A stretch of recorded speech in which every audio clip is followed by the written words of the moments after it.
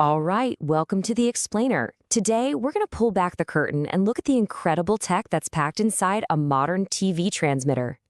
Now, this is chapter 6 in our series, and we're really going to focus on the sophisticated engineering that, powers what you see on your TV every single day. I mean, think about it. We went from those fuzzy, snowy analog pictures to stunning 4K digital. That whole revolution, it actually started in these little transmitter huts, often on some remote hilltop. So how do we do it? Let's find out. Okay, so let's start with the big one. The single biggest change in TV history, hands down, was that jump from analog to digital. And I mean, this was a shift that totally reshaped how every single TV transmitter was designed. And you gotta understand, this wasn't just, a simple upgrade. It was a fundamental shift. We went from this fragile analog wave that was super prone to noise and ghosting to a really robust stream of digital data, ones and zeros that could deliver a perfect, crystal clear picture. Now, what's interesting is that not everyone took the same path.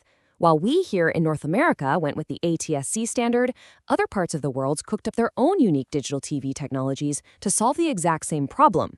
So what's really cool here is seeing how different engineers solved the same puzzle in different ways. But you'll notice a trend, right? Europe, Japan, and now the new ATSC 3.0 standard, they all landed on something called OFDM modulation. And why is that? Well, because it is fantastic at dealing with signal reflections in big cities and, get this, giving you a stable picture on things that are moving, like your phone or a tablet in a car. Okay, so you're a broadcaster. You can't just pick any old frequency you want.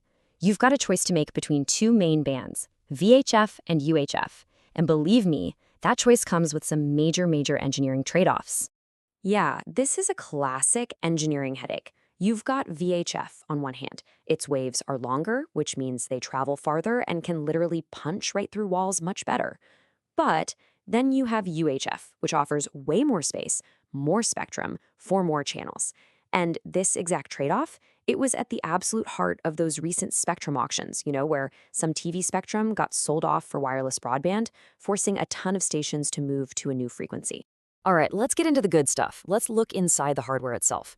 Because a modern TV transmitter, it's really a marvel. It's this amazing mix of super precise digital brains and just raw physical power. So think about the signal path like this. First, you've got the exciter. That's the brain. It creates the whole complex digital TV signal, all the instructions, but at a really low power.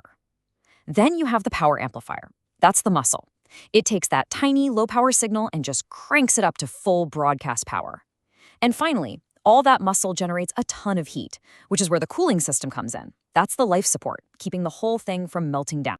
And this right here, this shows you the modern way of thinking. These amplifiers are all solid state, based on a super reliable technology called LDMOS, and the key is they're modular. So instead of having one gigantic amplifier that, if it fails, takes the whole station off the air, you have dozens of smaller ones. If one module goes bad, no big deal. You can literally just pull it out and slide a new one in, what we call hot swappable, all while the station is still broadcasting. Now, for any of you with an IT background, this probably looks super familiar, right? It's the exact same kind of redundant design you'd find in a modern data center. All right, now we get to something that is honestly one of the most clever and absolutely critical parts of digital broadcasting. And that's the challenge of keeping the signal perfectly clean while you're pumping all that power into it. So, here's the problem you have to solve. How do you amplify this really fragile digital signal without messing up the data it's carrying? See, back in the analog days, a little bit of distortion just meant a slightly fuzzy picture. No big deal. But with digital, oh man, any tiny little imperfection in that amplifier, what we call nonlinearity, can corrupt the data. And that means you get that blocky, pixelated mess on your screen, or even worse, no picture at all. And the solution? It's just brilliant. It's a technique called digital pre-correction. Basically, the brain of the transmitter, the exciter, it actually pre-distorts the signal on purpose. It knows exactly how the amplifier is going to mess it up, so it messes it up first, but in the exact opposite way. So when the signal gets to the amplifier and gets distorted, the two distortions just cancel each other out. What you're left with is a perfectly clean, linear signal. It's an incredibly elegant digital trick, and it's all done with adaptive algorithms that are constantly fine-tuning things to keep it perfect. So yeah, the next time you're driving and you see one of those giant broadcast antennas on a tower, just take a second to think about the incredible journey that signal has taken.